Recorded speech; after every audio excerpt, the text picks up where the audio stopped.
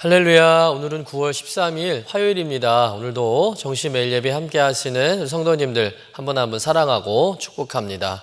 다 같이 사도신경을 고백하며 예배 자리로 나가겠습니다.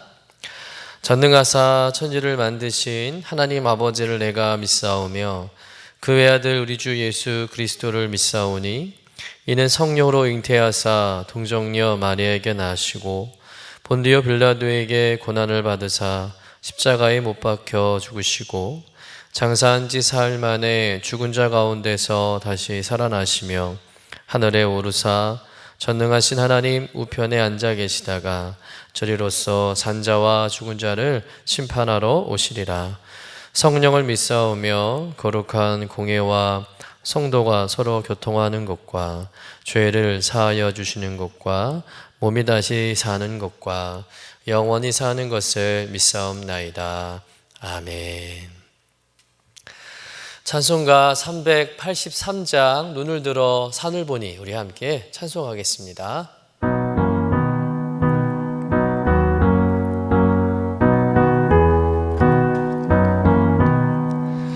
눈을 들어 산을 보니 도움 어디서 오나 천지 지은 주 하나님 나를 도와주시네. 나의 발이 실족하 않게 주가 깨어 지키며 택한 백성 항상 지켜 길이 보호하시네. 도우시는 하나님이 내게 그늘 되시니 낮의 해와 밤의 달이 너를 상치 않겠네. 내게 화를 주지 않고 오늘 보호하시며 너의 출입 지금부터 영영 인도하시리. 아멘. 다 같이 매일의 기도 함께 드리시겠습니다. 참 평강의 주님, 오늘도 새로운 하루를 주시고 복되게 하시니 감사합니다. 하늘에 속한 자 하나님의 자녀로서의 삶을 권세로 살게 하시며 오직 하나님의 말씀을 즐거워하며 따라 살게 하심을 감사드립니다. 다윗처럼 오직 우리 주님만을 내 앞에 모시고 오직 주님만이 우리의 전부이심을 고백하는 삶이 되게 하시고 그러므로 인해 주님께서 늘 우리의 전부가 되어주심을 경험하고 누리는 삶이 되게 하옵소서. 우리의 가정과 교회를 위해 기도합니다. 일터를 위해 간구합니다. 나라와 민족들을 위해 주님의 은혜를 구합니다.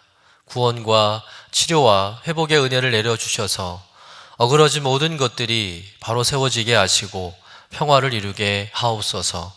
이제 일상이 된 경건의 일과를 통해서 성령의 충만, 성도의 영화를 이루게 하옵소서. 주님 사랑합니다. 언제나 자기 눈동자와 같이 우리들을 사랑하시는 주 예수 그리스도의 이름으로 기도드립니다. 아멘. 오늘 우리에게 주시는 하나님의 말씀은 창세기 23장 1절에서 19절까지의 말씀입니다. 함께 받들어 읽겠습니다. 사라가 127세를 살았으니 이것이 곧 사라가 누린 횟수라. 사라가 가나안 땅 헤브론 곧 기럇 아르바에서 죽음에 아브라함이 들어가서 사라를 위하여 슬퍼하며 애통하다가 그 시신 앞에서 일어나 나가서 헷 족속에게 말하여 이르되 나는 당신들 중에 나그네여 거류하는 자이니 당신들 중에서 내게 매장할 소유주를 주어 내가 나의 죽은 자를 내 앞에서 내어다가 장사하게 하시오. 헷 족속이 아브라함에게 대답하여 이르되 내 주여 들으소서. 당신은 우리 가운데 있는 하나님이 세우신 지도자이시니 우리 묘실 중에서 좋은 것을 택하여 당신의 죽은 자를 장사하소서. 우리 중에서 자기 묘실에 당신의 죽은 자 장사함을 금할 자가 없으리이다. 아브라함이 일어나 그 땅 주민 헷 족속을 향하여 몸을 굽히고 그들에게 말하여 이르되 나로 나의 죽은 자를 내 앞에서 내어다가 장사하게 하는 일이 당신들의 뜻일진데 내 말을 듣고 나를 위하여 소알의 아들 에브론에게 구하여 그가 그의 밭머리에 있는 그의 막벨라 굴을 내게 주도록 하되 충분한 대가를 받고 그 굴을 내게 주어 당신들 중에서 매장할 소유지가 되게 하기를 원하노라 하매 에브론이 헷족속 중에 앉아 있더니 그가 헷족속 곧 성문에 들어온 모든 자가 듣는 데서 아브라함에게 대답하여 이르되 내 주여 그리 마시고 내 말을 들으소서. 내가 그 밭을 당신에게 드리고 그 속의 굴도 내가 당신에게 드리되 내가 내 동족 앞에서 당신에게 드리오니 당신의 죽은 자를 장사하소서. 아브라함이 이에 그 땅의 백성 앞에서 몸을 굽히고 그 땅의 백성이 듣는 데서 에브론에게 말하여 이르되 당신이 합당히 여기면 청하건대 내 말을 들으시오. 내가 그 밭 값을 당신에게 주리니 당신은 내게서 받으시오. 내가 나의 죽은 자를 거기 장사하겠노라. 에브론이 아브라함에게 대답하여 이르되 내 주여 내 말을 들으소서. 땅값은 은 400세겔이나 그것이 나와 당신 사이에 무슨 문제가 되리이까. 당신의 죽은 자를 장사하소서.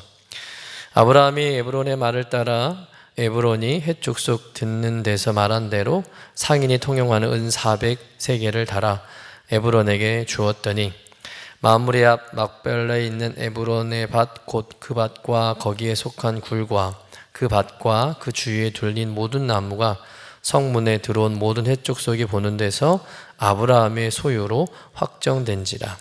그 후에 아브라함이 그 아내 사라를 가나안 땅 마므레 앞 막벨라 밭 굴에 장사하였더라. 이는 하나님의 말씀입니다. 아멘. 아브라함의 일생을 생각해 볼 때 아브라함에게 개인적으로 가장 힘들 때, 가장 고난이라고 여겼을 때가 언제라고 생각되십니까? 제 생각에는 아브라함이 가장 아끼고 사랑하는 사람을 잃었을 때, 그때가 가장 견디기 힘든 고난의 때가 아니었을까 생각됩니다. 모든 사람들이 대체적으로 다 그렇게 생각하지 않습니까? 돈과 명예, 건강을 잃었을 때도 참 큰 고통이겠지만 그보다 더 큰 고통은 내가 사랑하는 사람과 이 땅에서 헤어지는 것이죠. 사랑하는 사람을 잃는 그 고통은 그 어떤 고통과도 비교할 수 없는 고통이라 생각됩니다. 아브라함의 생애를 보면 사랑하는 사람과 헤어져야 하는 그 이별의 아픔을 겪게 되는데 크게 두 번 겪습니다. 첫 번째는 늘어난 재산 때문에 자신의 조카인 롯과 헤어졌을 때가 있었습니다. 이것이 첫 번째 이별의 아픔이었고, 두 번째 이별의 아픔은 바로 사랑하는 아내 사라의 죽음으로 인한 사별의 아픔이었습니다. 오늘 본문의 말씀의 내용이 바로 이제 사라가 죽는 내용인데, 일평생 함께 했던 이 아내 사라가 죽었을 때 아브라함의 슬픔과 고통은 이루 말할 수 없었을 것입니다. 여러분, 아브라함이 경험한 이별의 고통은 사실 지금 우리 시대에 우리가 겪는 이별의 고통과는 좀 차원이 다릅니다. 왜냐하면 당시 아브라함이 살던 시대는 부족 사회였기 때문에 그래요. 아시다시피 아브라함은 하나님의 명령을 따라서 고향을 떠났습니다. 본토, 아비지, 친척을 다 떠난 것이죠. 그런데 당시는 부족 사회였기 때문에 부족 사회에서 고향을 떠난다는 것, 친척을 떠난다는 것, 또 아비집을 떠난다는 것은 위험천만한 일이기도 했지만 무엇보다 너무나 외로운 일이라는 거죠. 사랑하는 가족과 또 가까운 친척, 가문과의 단절을 의미합니다. 이제 앞으로 오로지 그냥 홀로 세상을 살아가야 하는 선택을 해야 하는 거예요. 어찌 보면 다시는 영영 볼 수도 없는 겁니다. 가족과 친족은 절대적이에요. 그러니 가족 한 사람이 차지하는 비중은 어마어마했습니다. 근데 그런 가족과 헤어지고 그런 가족과 이별하는 것은 정말 견디기 힘든 일이었던 것이죠. 그렇기 때문에 아브라함에게 있어서의 가족의 의미는 참 남달라요. 지금이야 우리가 다른 곳에 이사를 가도 그렇게 큰 문제가 없죠. 또 그곳에 가서 또 다른 사람들을 또 사귈 수도 있고, 또 멀리 떨어져 있어도 또 얼마든지 친척을 다시 만날 수 있고 방문할 수 있기 때문에 별 문제가 없지만, 이 당시는 한번 헤어지면 영영 다시 볼 수도 없는 겁니다. 그런데 아브라함에게 있어서 이 아내 사라와 조카 롯은 어찌 보면 타향살이를 하면서 서로 의지할 수 있는 유일한 가족이었던 거예요. 그런 현실 가운데 이 조카 롯과 헤어진다는 것은 아브라함에게서는 결코 쉬운 일이 아니었죠. 이건 단순히 조카 한 명과 헤어지는 것이 아니라 그때 고향을 떠난 아브라함에게 유일한 가족이 아내와 조카 롯인데, 조카 롯과 헤어진다는 것은 아브라함이 가지고 있는 그 관계 중에서 절반이 사라지는 것이나 다름없기 때문입니다. 그런데 그 아픔보다 더 큰 아픔은 어떤 아픔일까요? 바로 오늘 본문에 있는 내용, 아내 사라의 죽음으로 인한 이별의 아픔이죠. 오늘 본문 창세기 23장은 아브라함 삶 속에서 가장 중요한 사람이었던 사라의 죽음으로 시작돼요. 우리 본문 1절, 2절 말씀을 같이 한번 읽어보도록 하겠습니다. 사라가 127세를 살았으니 이것이 곧 사라가 누린 횟수라. 사라가 가나안 땅 헤브론 곧 기랏 아르바에서 죽음에 아브라함이 들어가서 사라를 위하여 슬퍼하며 애통하다가, 아브라함이 사라의 죽음으로 인해서 슬퍼하고 애통해하죠. 너무나 절망적이고 너무나 슬픈 일입니다. 노년의 아브라함으로서는 정말 견딜 수 없을 만큼의 그런 애통함이 마음에 몰려왔을 거예요. 그런데 이렇게 사랑하는 아내가 가나안 땅에서 죽었는데, 문제는 이 아내를 묻을 땅 한 평조차 아브라함에게는 없었다는 겁니다. 여러분, 아브라함이 하나님의 말씀에 순종해서 고향을 떠나올 때 하나님께서 아브라함에게 하셨던 약속, 크게 두 가지가 있었죠. 어떤 약속이 있습니까? 첫째는 많은 자손을 약속해 주셨어요. 하늘의 별과 같이, 또 바닷가의 모래알 같이 아브라함의 자손들을 많게 해주시겠다라는 약속을 해주셨죠. 두 번째는 어떤 약속을 해주셨습니까? 땅을 약속해 주셨습니다.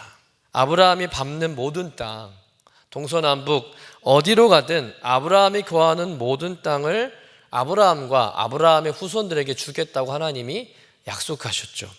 그런데 아브라함은 그의 나이 100세 때 아들 이삭을 낳음으로 말미암아 자손의 첫 열매를 보았습니다. 아직은 하늘의 별과 같이 바닷가의 모래알 같이 번성한 자손들은 아니지만, 그럼에도 이 자손의 대가 열리기 시작했다는 것이죠. 아브라함의 나이 100세에 아들을 낳은 기적이 있었는데, 그런 기적을 통해서 봤을 때 이후로 자손이 번성하는 것은 시간 문제인 것이죠. 하나님의 첫 번째 약속이 이루어진 거예요. 현실화됐습니다. 그런데 땅에 대한 두 번째 약속은 창세기 23장의 도입까지 성취되지 않았다는 거예요. 아직까지 아브라함에게는요, 땅 한 평도 없는 겁니다. 아내 사라가 죽었는데 아내를 장사 지낼 그런 땅조차, 땅 한 평조차 아브라함에게는 없었던 거예요. 자그마치 가나안 땅에 들어와서 아브라함이 60년을 넘게 살았습니다. 그런데도 아브라함의 명의로 된 땅이 없었다는 것이죠. 그래서 아브라함은 이 사라의 죽음 앞에서 아내를 묻을 매장지를 이제 찾기 시작하죠. 우리 본문 3절, 4절 말씀 같이 한번 읽어보도록 하겠습니다. 그 시신 앞에서 일어나 나가서 헷 족속에게 말하여 이르되, 나는 당신들 중에 나그네요 거류하는 자이니 당신들 중에서 내게 매장할 소유주를 주어 내가 나의 죽은 자를 내 앞에서 내어다가 장사하게 하시오. 당시 사라가 죽었던 땅이 가나안 땅 중에서도 헤브론이라는 지역이었는데요. 근데 그곳을 소유하고 있었던 헷 족속에게 아브라함이 찾아가서 이 아내를 묻을 매장지를 달라고 부탁하는 장면이죠. 그러면서 협상이 시작이 되는데, 아브라함이 원래 원했던 것은 넓은 땅이 아니었습니다. 자기 아내 사라를 장사할 수 있는 굴 하나 정도 사기를 원했어요.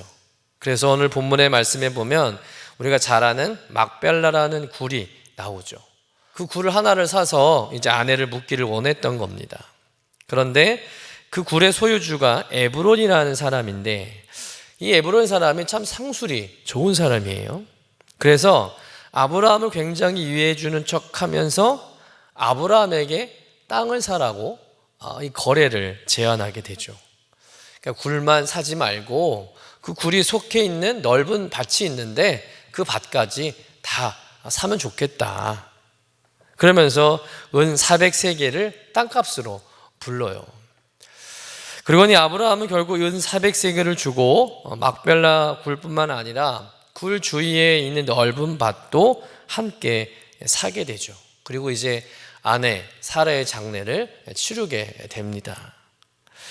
자, 이 말씀이 오늘의 말씀인데, 그런데 오늘 말씀의 정황을 좀 보면 사라의 장례를 치르는 과정에서 아브라함은 뜻밖의 땅을 얻게 되는 일이 있었다는 겁니다. 지금 창세기 23장의 시작은 분명히 아브라함의 아내인 사라의 죽음으로부터 시작이 됐어요. 그런데 이 말씀에 전개되는 방향을 보면 아브라함이 가나안 땅을 사는 내용, 즉 결국은 사라의 매장지를 구하다가 본의 아니게 넓은 땅을 차지하게 되는 내용으로 끝이 났다는 겁니다. 분명 처음에는 사라의 죽음에 말씀의 초점이 맞춰져 있다가 나중에는 끝부분에는 아브라함이 가나안 땅을 사서 얻는데 그 초점이 맞춰져 있다는 거죠. 여러분, 이것은 무엇을 의미하는 것일까요? 아내를 잃은 그 슬픔 안에 새로운 것을 얻는 소망이 들어있음을 우리에게 보여주고 있는 겁니다. 다시 말해서 아내를 잃음으로 인해서 인생 최고의 슬픔과 고난을 이 아브라함이 당했는데 하나님은 그 일을 통해서 드디어 아브라함에게 이 약속의 땅인 가나안 땅을 얻는 약속의 성취가 이루어지기 시작했다는 것이죠. 이것이 하나님의 능력이요 섭리임을 믿습니다. 그동안 아브라함에게는 은금과 육축이 심이 많았고 또 종들도 많았어요. 큰 부자였습니다. 그렇지만 아브라함은 땅을 구입하지 않았어요. 왜냐하면 목축을 주업으로 삼았기 때문에 이리저리 돌아다녀야 하는 일이잖아요. 천막생활을 해왔던 아브라함에게는 굳이 땅을 살 이유가 없는 거죠. 땅이 다급한 문제가 아니었습니다. 그러나 이렇게 사랑하는 아내가 죽었을 때 비로소 사라를 묻을 그 땅을 찾는 과정에서 그제서야 하나님께서 동서남북을 바라보는 모든 것을 너와 내 후손에게 주겠다는 그 약속이 생각난 거죠. 깨달은 겁니다. 그래서 아브라함은 헷 족속이 처음에는 그 땅을 공짜로 주려고 해요. 그러나 아브라함은 거절하죠. 내가 돈 주고 사겠다. 그 내 소유의 땅에서 장례를 치르겠다 라고 하고 값을 치르고 땅을 사게 되면서 이제 비로소 아브라함에게 있어서 명실상부한 하나님의 약속의 땅이 그에게 주어지기 시작한 것입니다. 두 번째 약속도 이제 이루어진 것이죠. 여러분, 이 모든 과정을 통해서 우리가 어떤 영적 교훈을 결론적으로 깨닫게 됩니까? 우리가 봤을 때는 절망으로만 보이고 이제는 끝이라고 보이는 그 자리에서 하나님께서는요 약속을 이루어 가시고 새 일을 행하시더라는 겁니다. 사랑하는 성도 여러분, 우리는 창세기 23장을 보면서 이 사실을 꼭 기억해야 할 줄로 믿습니다.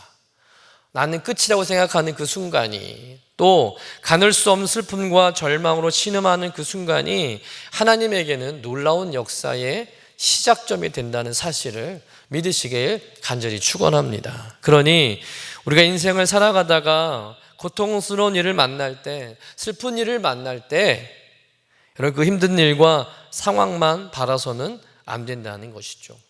슬픔에 함몰되어서는 안 되는 것입니다. 고통 가운데서도 여전히 새 일을 행하시는 하나님을 바라봐야 할 줄로 믿습니다. 우리의 고통을 얼마든지 새로운 소망으로 바꿀 수 있는 전능하신 하나님을 바라봐야 할 줄로 믿습니다. 사람의 끝이 하나님의 시작임을 믿으시길 간절히 축원합니다. 바라기는 이 놀랍고 신실하신 그 하나님을 우리가 늘 바라보고 의지함으로 여러분 고통 가운데 있을지라도 절대 소망의 줄을 놓지 않고 약속을 이루시고 새 일을 이루시는 우리 하나님을 만나고 경험하는 저와 여러분 되시기를 주님의 이름으로 간절히 축원합니다. 기도하겠습니다. 하나님은 전능하신 하나님이시고 우리를 위해서 여전히 쉬지 않고 일하시는 신실한 하나님이심을 믿습니다.